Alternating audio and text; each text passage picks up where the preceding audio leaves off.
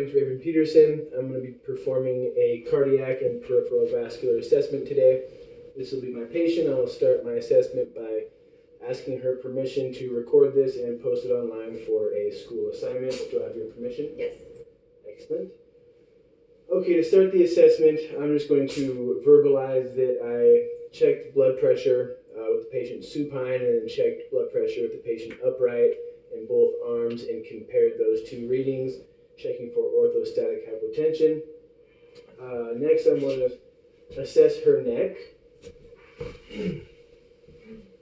Assessing her neck, I'm looking for jugular veins and carotid arteries.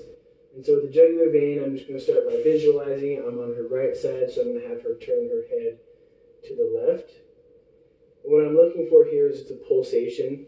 And when I see that pulsation, I'm also looking for any abnormalities like distension. Any enlargement of this neck area here would be concerning, and if there's strong pulsation would also be concerning.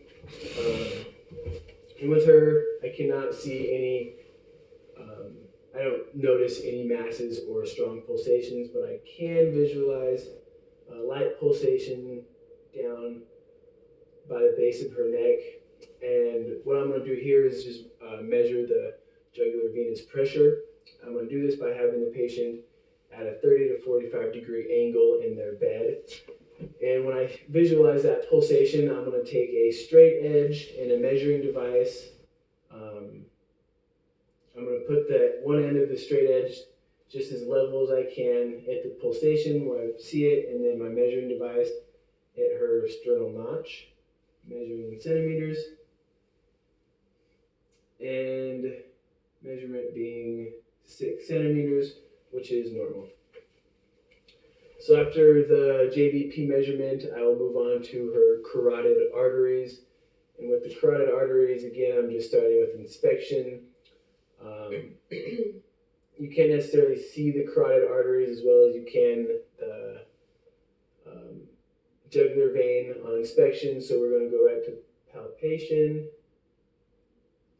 What I'm looking for here is an upstroke feel. I do, and you never want to palpate both sides at the same time. And I do feel the upstroke in both left and right carotid arteries about +2. After that, I'm going to auscultate. And what I'm doing here is feeling for any thrill. Next, I'll auscultate with both the bell and diaphragm, both sides.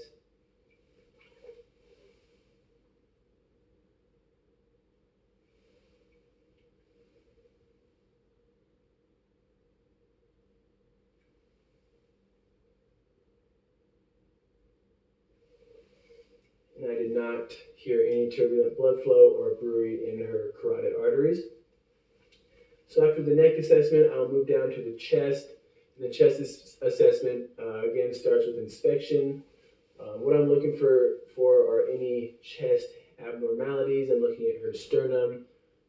The contour of her chest is normal. It does not cave in. There's no depressions or protrusions in her chest wall. So after the inspection of the chest wall, I will start palpation. And with the palpations of the chest wall, I'm going to be palpating all the same points as I'll be auscultating. So starting with her second intercostal space, just right of the sternum, palpating her aortic site. Moving over to the left, second intercostal space, her pulmonic site. Then moving down to the third and fourth, being the Erb's point. And I'm just feeling for any pulsations. And then down to the fifth intercostal space, left of the sternum, the tricuspid.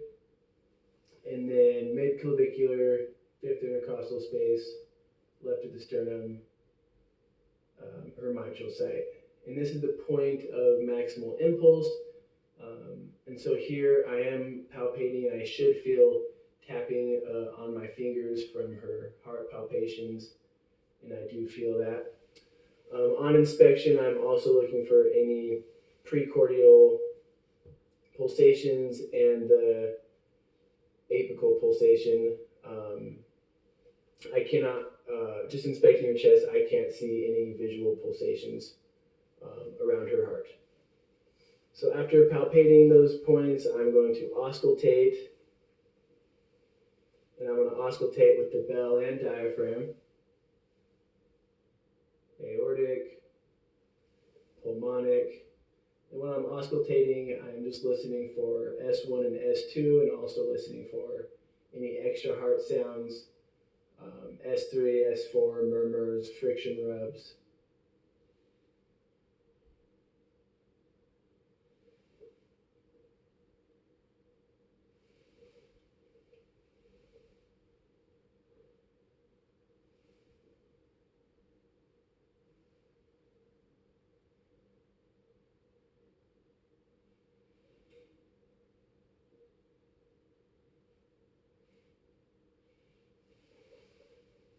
Okay, I did not hear any extra heart sounds. I did not hear a splitting of the S2. If I was to hear a splitting of the S2, it would be best heard at the aortic and the pulmonic site. That is because the splitting of S2 is heard when the aortic and pulmonic valve close at different times, and there are normal and abnormal S2 splitting. You can tell if it is a normal S2 splitting by having the patient take a big deep breath in. If the S2 splits at that point, it means it's a normal S2 splitting caused by increased pressure in the lungs. And I did not hear splitting of the S2. So after I auscultated her chest sounds, I'm going to move on to inspecting her abdomen. What I'm doing here is I'm looking at her aorta, looking for any pulsations, and I do not see any. So after that, I will auscultate. Well, before I auscultate, I will palpate. While I'm palpating her aorta, I'm feeling for a thrill.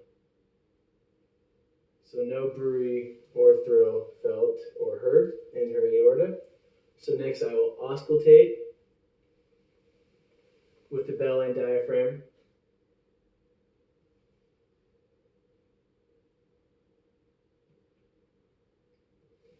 And there, I did not hear any turbulent blood flow or bruit there.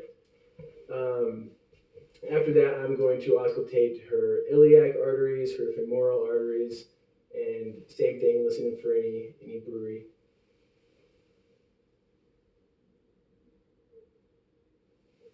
Seeing her iliac arteries, and then listening to her femoral arteries.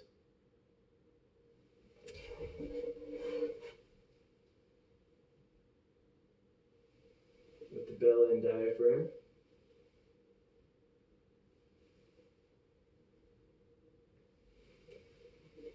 Great. Next, we will palpate the femoral arteries.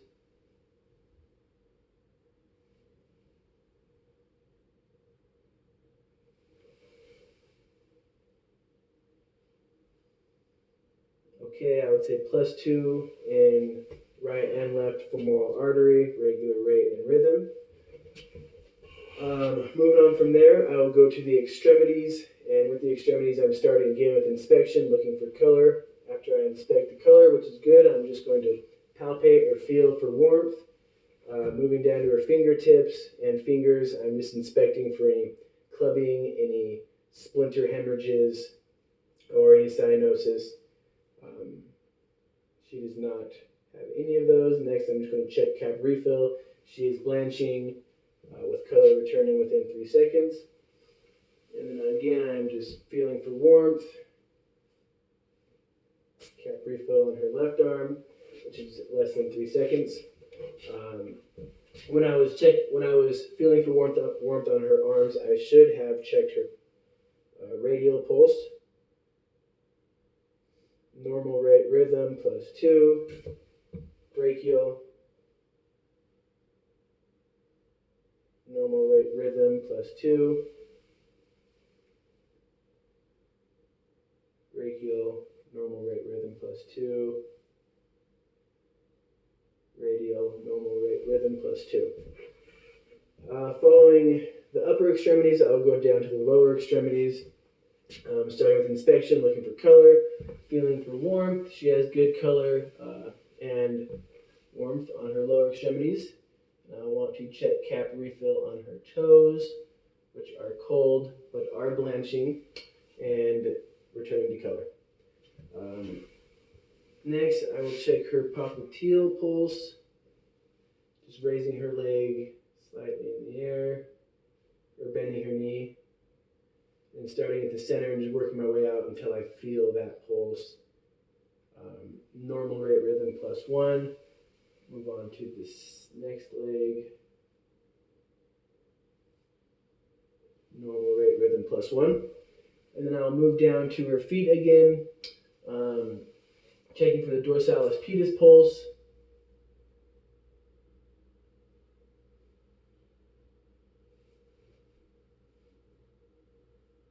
Normal rate rhythm plus 2. And then posterior tibialis, which is the medial side of the malleolus down here. Regular rate rhythm plus 1. Dorsalis pedis on the left. Regular rate rhythm plus 2. Then posterior